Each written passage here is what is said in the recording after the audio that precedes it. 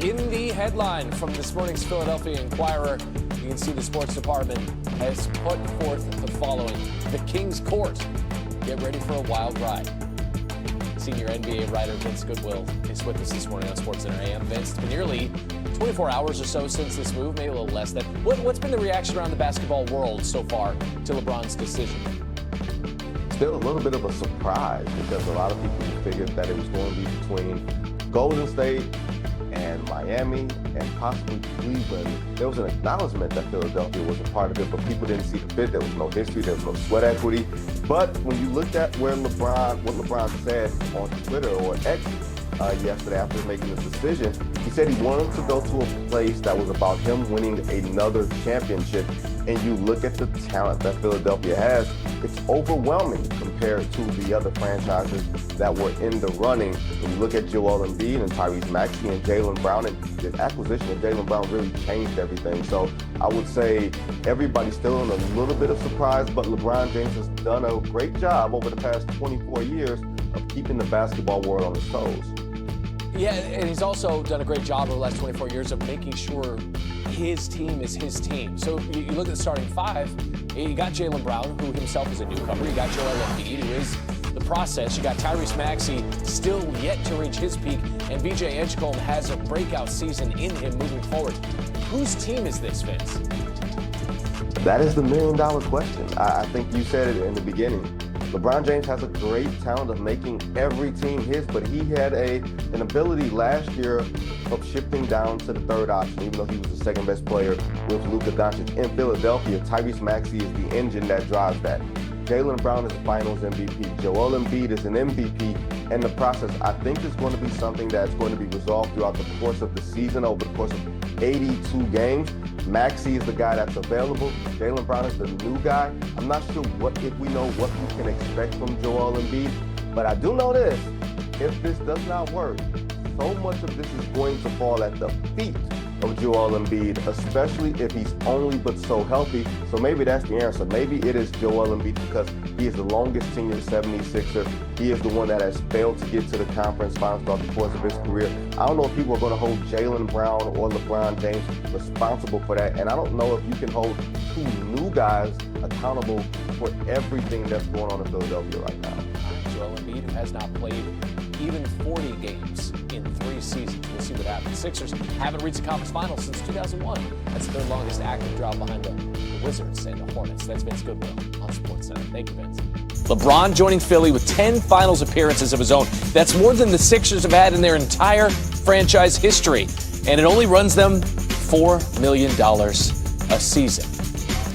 Bobby Marks is with us, our NBA front office insider. He hears that dollar figure, and he's just maybe grins a little bit. Health, Bobby, though, is always going to play a role here. Aside from that, if you assume health here, what is the one factor that is the most important for Philly to get a title?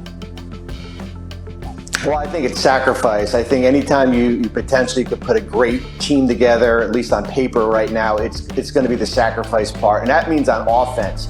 When you look at Tyrese Maxey, Joel Embiid, and Jaylen Brown, 3 players last season that ranked in the top 25 in usage rate. So certainly the ball is going to be in all 3 of their hands. And then you add VJ Edgecombe to the mix and LeBron James. I think, Randy, the beauty of it is that last season, at least for the last couple months of the season in Los Angeles, I don't want to say took a back seat to Luka Doncic and Austin Reeves, but certainly LeBron's role changed dramatically here. And I would think certainly having already done that, I think this group will sacrifice for the ultimate goal to win a championship in Philadelphia. Okay, there's sacrifice, and then there's also just missing out. And a lot of GMs around the league right now are having a plan for a future without LeBron James, talking about some of the teams that are in the running for his services. So what is next for those teams? Yeah, I call it free agency part 2, but late July right now. When you look at teams like Cleveland, Golden State, Miami, we can put Denver in the mix. Those 4 teams have 13 roster spots available. That's the most of any of the teams here. Certainly, Draymond Green back to Golden State is a likelihood. James Harden in Cleveland. Peyton Watson's a restricted free agent.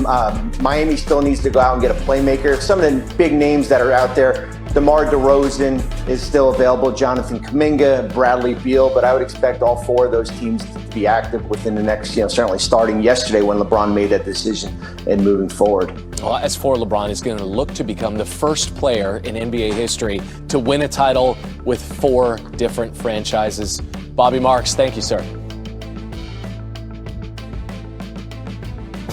LeBron is the latest Finals MVP on the move. Well, after Jaylen Brown, Kawhi Leonard, and Giannis were all traded earlier this offseason. The deal sending Kawhi back to Toronto, though, isn't quite official yet, as it's still pending the NBA's investigation into Leonard and aspiration. With this takes, we welcome in Kendrick Perkins as we dive a little bit more into LeBron's decision. But as we kind of take a peek at this, Perk, the moment you heard this news, LeBron, hey, he has all these offers on the table, but he goes to Philly. Give me the first thing that crossed your mind. The first thing crossed my mind is, one, that the curse is over in Philly, and the process is actually processing.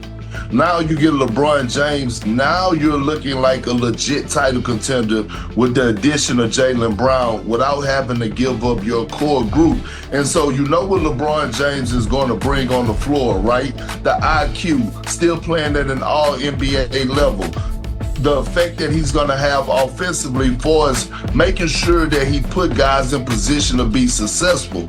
And then when you think about him and what he brings off the floor, he's going to bring that professionalism and that somewhat culture that they have been missing in Philadelphia and leading by example. Okay, so I guess we can't quite say yet the process has been trusted, but we are still trusting the process. Yeah. But nonetheless, I want to know who on this 76ers roster benefits the most from LeBron's arrival. Well, the most important player on their team, if they're trying to win the championship, and that's Joel Embiid. And it's not about Joel Embiid going out there and averaging 30. It's Joel Embiid being in shape. It's Joel Embiid being healthy. And we know that LeBron James is one of the best when it comes to taking care of your body. And so when you think about what Embiid is going to have to do, I'm not saying he's going to have to play 82 games. But what I am saying is that they need him to be what Karl Anthony Towns was for the Knicks last year, defensively. Joel Embiid can't be a liability. He needs to be able to get up and down the floor. He needs to be able to anchor that defense and be that guy that be a monster on the glass while also possibly being in the Defensive Player of the Year conversation. That's how great they need him to be at that position. I think health bearing, now we're kind of at that point where there's no more excuses when it comes to Embiid. You've got the keys, you've got the help. But Perk, you know what it takes to win a championship, but how convinced are you that Philly has the depth now to win it all? Oh, listen, they're looking the Knicks right in their eyes. Like they're ready to make the Knicks smell their cologne. And here's why. Because you look at what they added.